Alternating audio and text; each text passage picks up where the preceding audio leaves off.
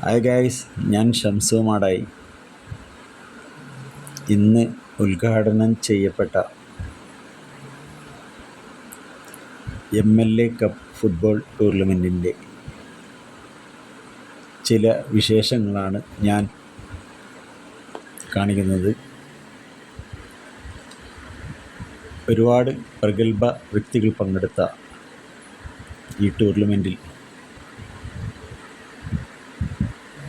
ഈ ഉദ്ഘാടന സമയത്ത് എത്തിച്ചേർന്ന ചില അതിഥികളെയാണ് ഞാൻ നിങ്ങളുടെ മുമ്പിൽ അവതരിപ്പിക്കുന്നത്.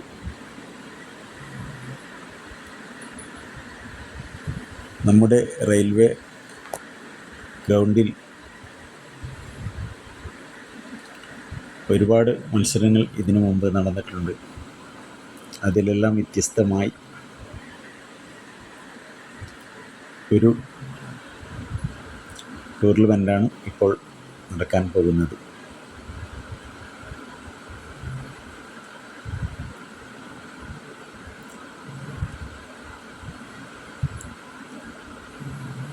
ഇത് ഉദ്ഘാടനം ചെയ്യുന്നത് ഷറഫ് അലി, പിന്നെ പല പ്രമുഖ വ്യക്തികളും ഉണ്ട്.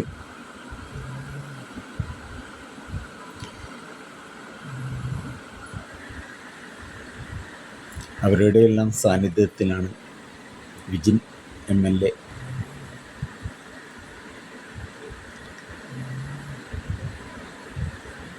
മറ്റ് ഒരുപാട് പ്രമുഖ നേതാക്കന്മാരും ഇതിൽ പങ്കെടുത്തു. പ്രത്യേകിച്ച് പറയാനുള്ളത്, പഴയ ഫുട്ബോൾ താരങ്ങളായ ഒരുപാട് ആൾക്കാരുണ്ടായിരുന്നു.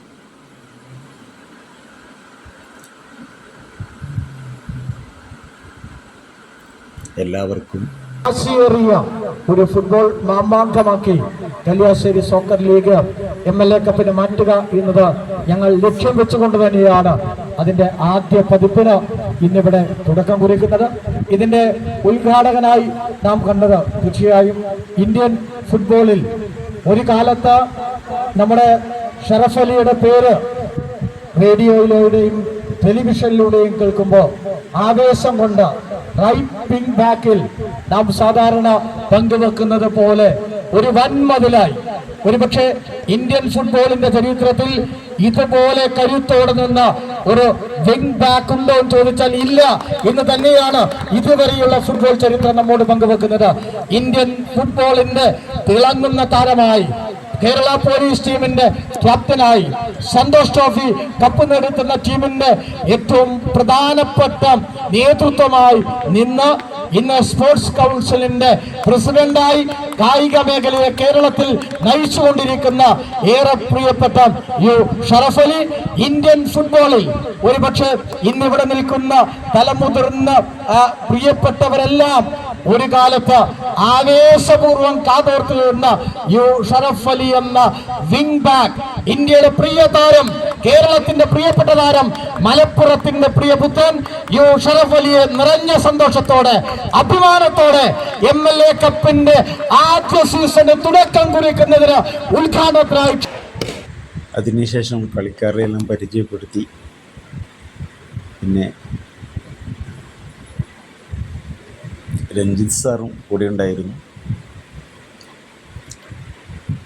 എല്ലാവർക്കും ആശംസകൾ നേർന്നു. പിന്നെ മുഹമ്മദ് അഹമ്മദ് സാഹിബ് ഉണ്ടായിരുന്നു, അഫ്സർ മുഹമ്മദ്